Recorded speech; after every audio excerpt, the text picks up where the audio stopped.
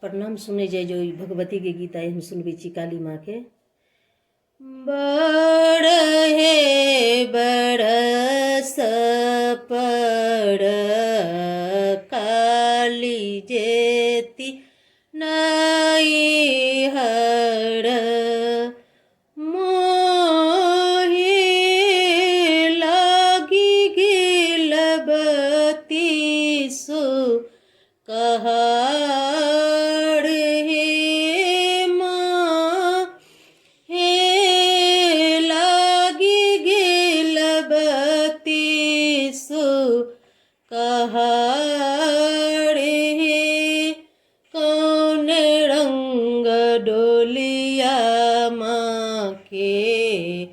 कौन रंग ओहरिया हे माहे कौन रंग बती सो कहाड़ हे माहे कौन रंग बती सो कहाड़ हे लाल रंग डोलिया माँ के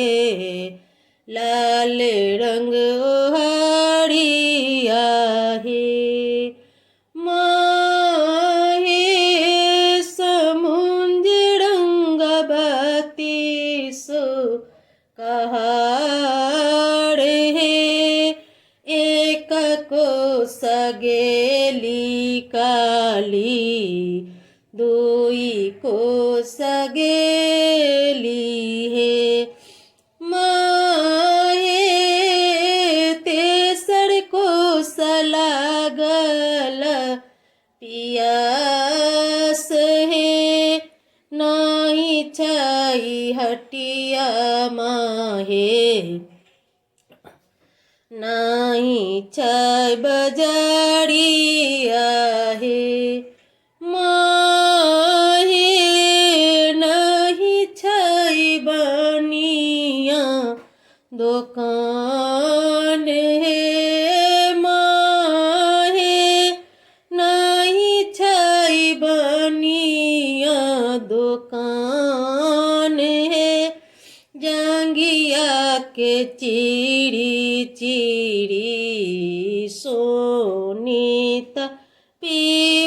पीबलनी माहे पोड़ी गेलन काली के छाती हे माहे पोड़ी गेलन काली माँ के छाती हे भनई विद्यापति सुनु हे